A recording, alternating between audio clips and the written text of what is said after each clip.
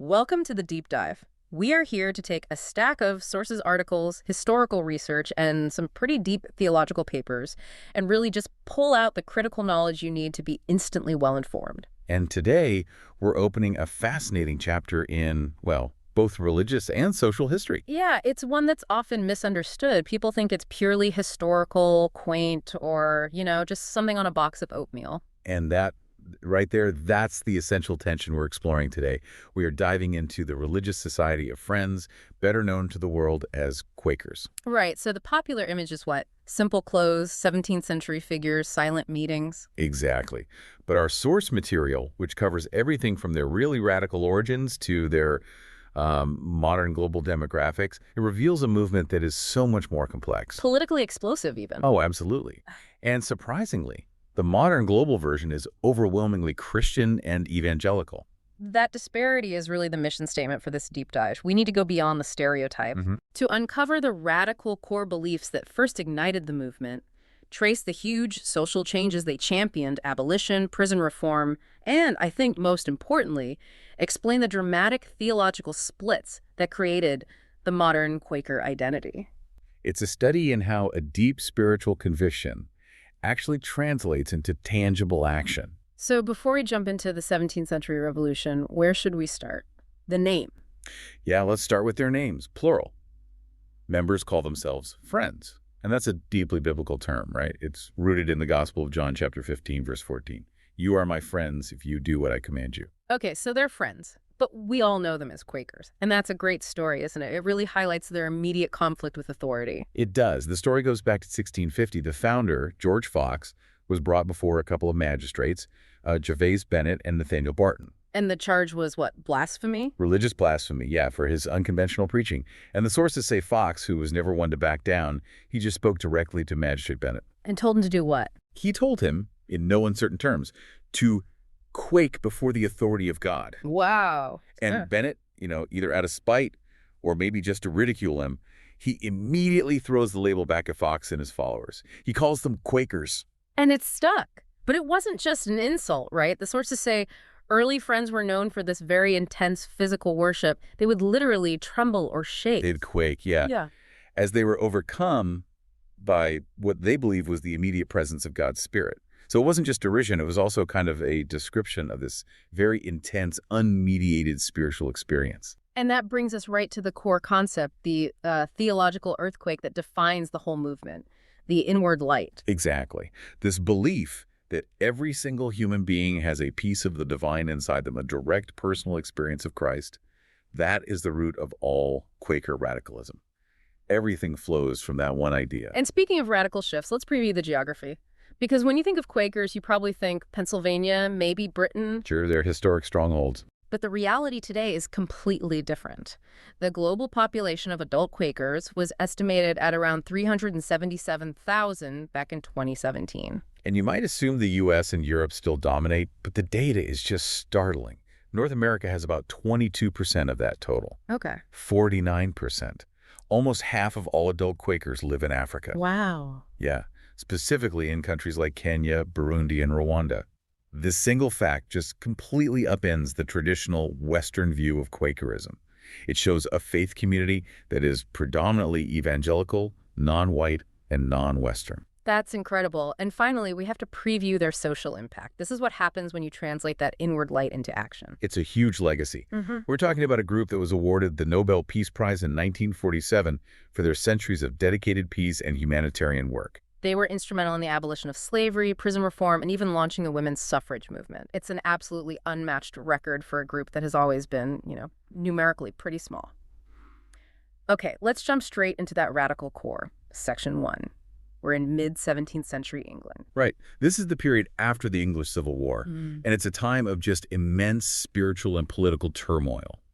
The old authorities, both royal and religious, have collapsed. And that created a vacuum. A huge one. And dozens of new dissenting Protestant sects just spring up, all of them looking for a purer, more authentic form of Christianity. And this is the world George Fox grows up in. Exactly.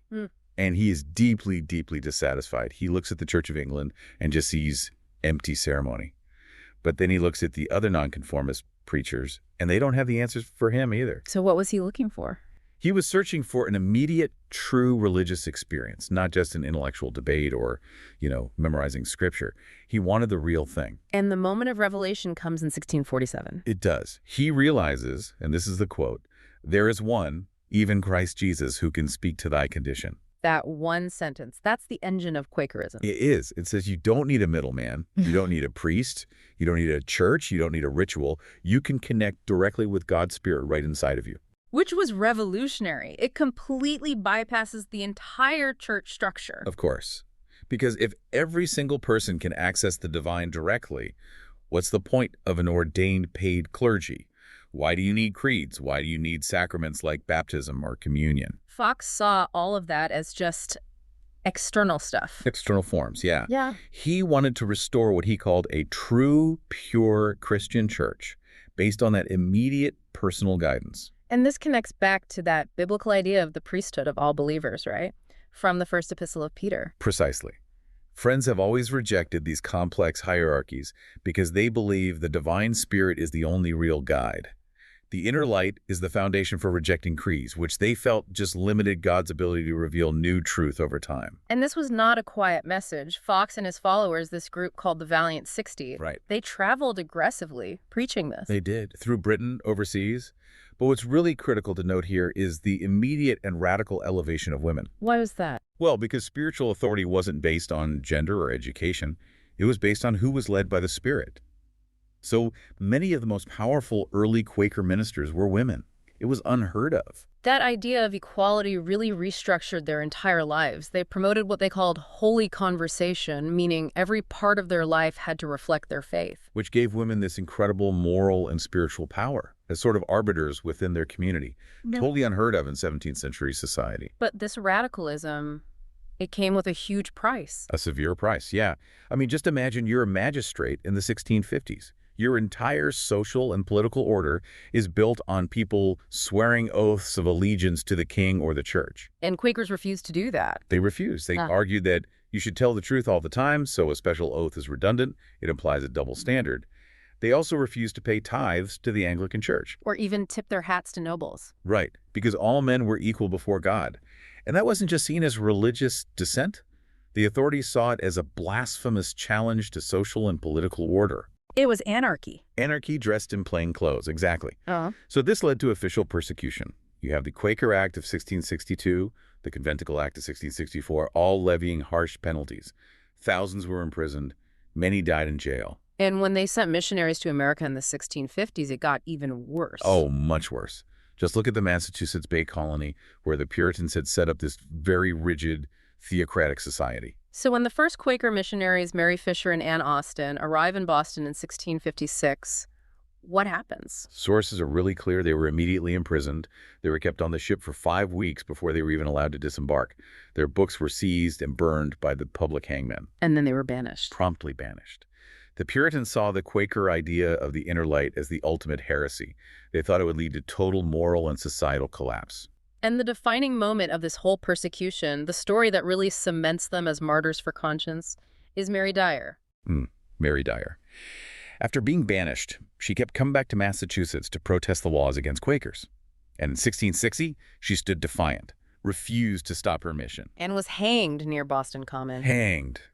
She's remembered as one of the 4 Boston martyrs. It was just this direct, violent clash between an established hierarchical religion and this radical new faith based on personal guidance. It was so severe, so shocking, that eventually King Charles II had to step in. He did in 1661. Hey. He forbade Massachusetts from executing anyone else for being a Quaker. But the damage was done. The American persecutions had convinced many friends that they needed their own place. A sanctuary. And this is where the Holy Experiment comes in, led by William Penn. That's right. Penn was not your typical Quaker. He was affluent, educated, very well connected.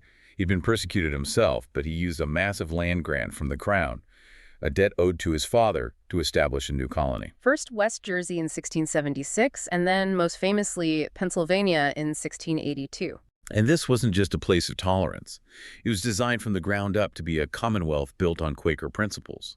It was the first real attempt to translate their testimonies, peace, equality, integrity, into a legal and governmental framework. And the sources say this experiment had a huge influence on the direction of the United States, even after Quakers lost control of the government. A profound influence. They introduced ideas that were radical then but are foundational now. Trial by jury, religious freedom for all monotheists, the idea of public education for everyone. Even the Liberty Bell was cast by Quakers in Philadelphia. It was. But the truest measure of the Holy Experiment's success wasn't in its constitution. It was in its diplomacy. With the indigenous peoples. Yes. Penn, operating from his beliefs in peace and equality, approached them differently. He signed a successful and, more importantly, a mutually respected peace treaty with Tamanend, the leader of the Lenape people. And what's extraordinary about this, as the sources point out, is that it lasted. Colonial treaties were broken all the time. Constantly. But peace between Penn's colony and the Lenape endured for almost a century. It's this powerful example that the core belief that of God in everyone wasn't just some philosophical idea, it was a functioning blueprint for how to run a government. That idea of a spiritual blueprint becoming actual policy, that brings us perfectly to the engine of their social impact, the testimonies. Right. We've talked about the spiritual core. Now it's about faith in action. And the term testimony itself is important here, isn't it? It's not just a moral code. Not at all. It's not a set of rules you follow out of duty. To testify means they believe they are personally moved by God's Spirit, the inner light, to act in a certain way. They're bearing religious witness, not just following the bylaws of a social club.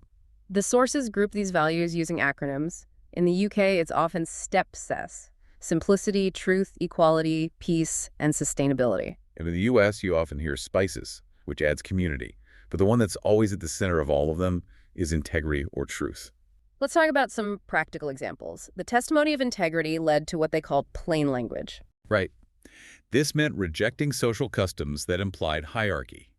They used thee and thou for everyone, regardless of rank, instead of the more formal you. And they also refused to use the common names for months and days of the week. Because those names came from pagan deities. Yeah. So it was first day instead of Sunday, first month instead of January.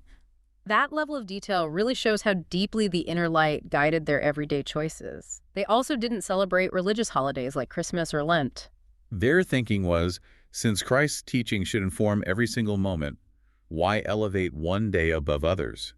It was seen as a distraction from true spiritual consistency and simple living. But the testimony they're most famous for is, of course, the peace testimony. Their refusal to participate in war or military service is historically huge.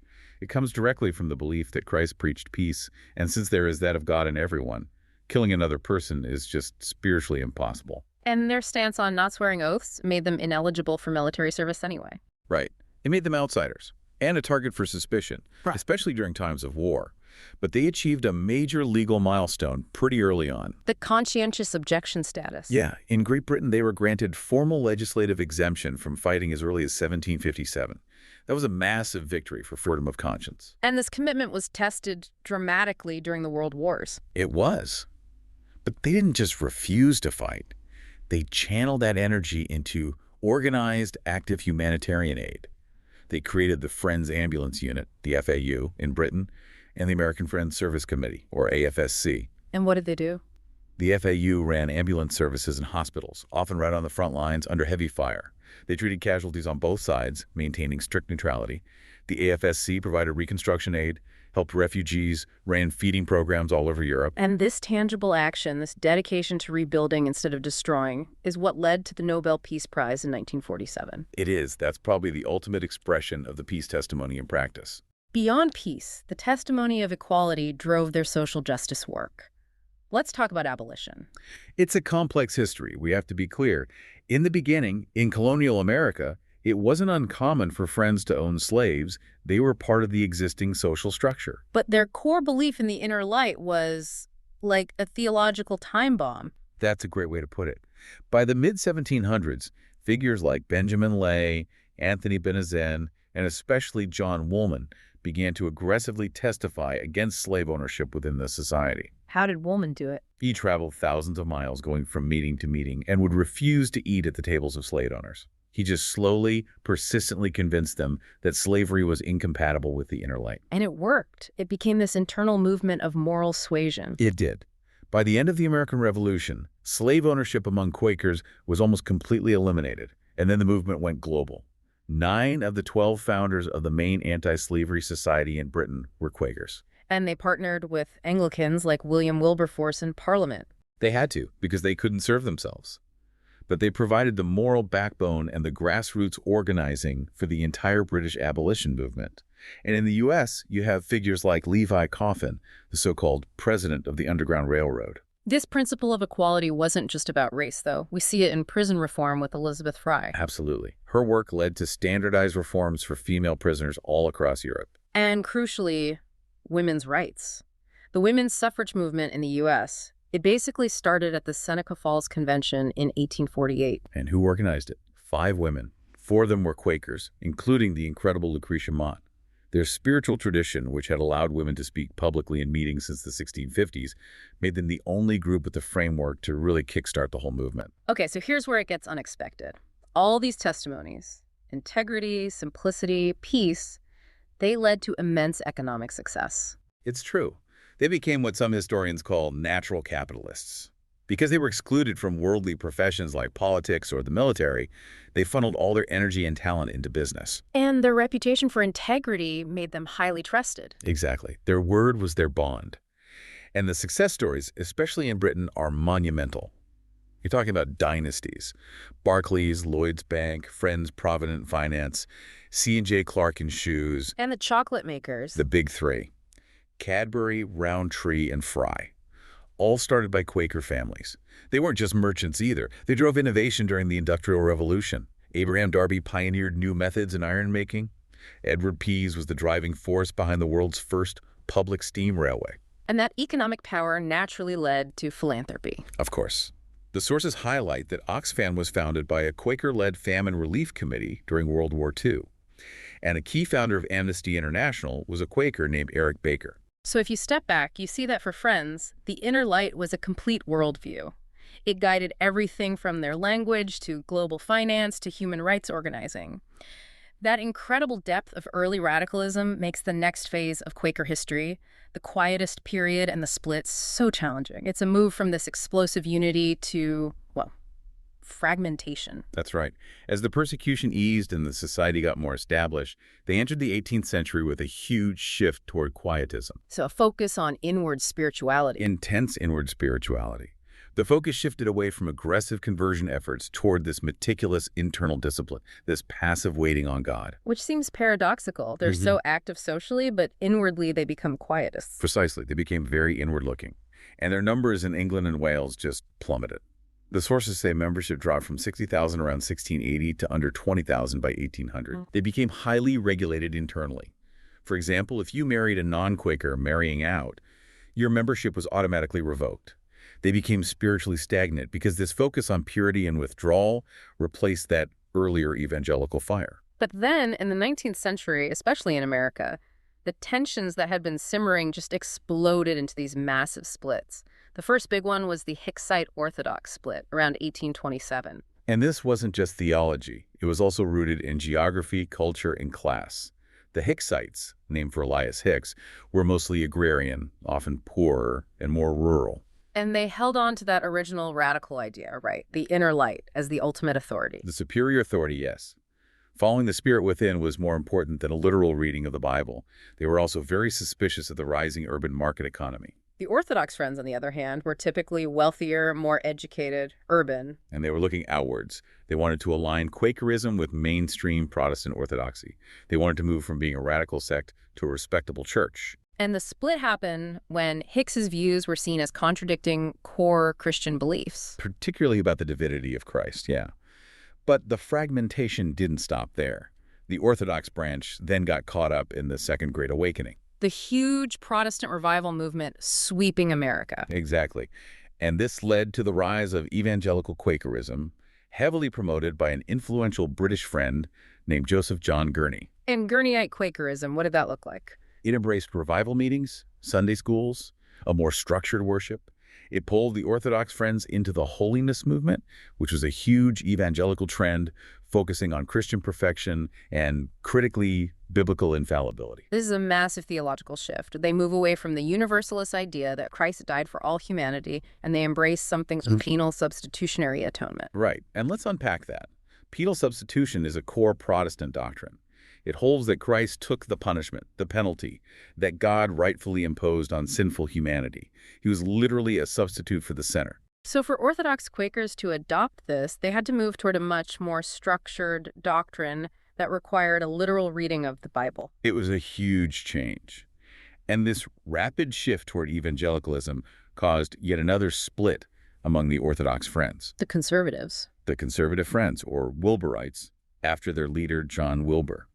They deeply disliked this evangelical move. They feared it was diluting the traditional focus on being inwardly led by the Holy Spirit and maintaining silent worship. They wanted to conserve the original way. So by the end of the 19th century, you have the three main streams that define modern Quakerism: liberal from the Hicksites, evangelical from the Gurneyites, and conservative from the Wilburites. All disagreeing on the authority of the inner light versus the Bible, and as a result, the style of worship. And that history brings us to the really astonishing modern identity, which is defined by these splits. This is where that demographic shift we mentioned becomes so important. Absolutely critical. Let's start with the evangelical branch, the global majority.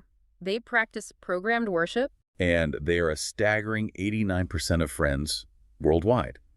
Their theology is explicitly Orthodox Christian: Jesus Christ as Lord and Savior, penal substitution, biblical infallibility.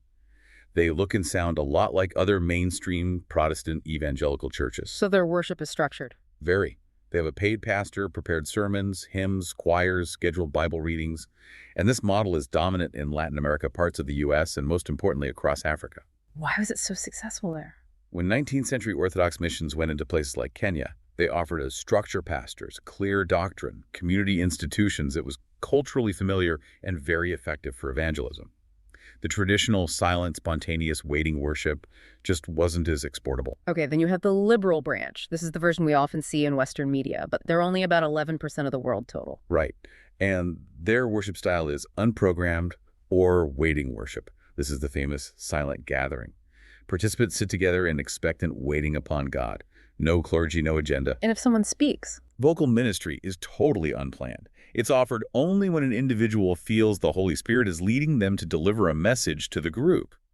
The belief is that God is speaking through that person in that moment. Theologically, liberal Friends are influenced by modern liberal Christianity. They focus on the social implications of that of God in everyone. The social gospel, yeah. Yeah.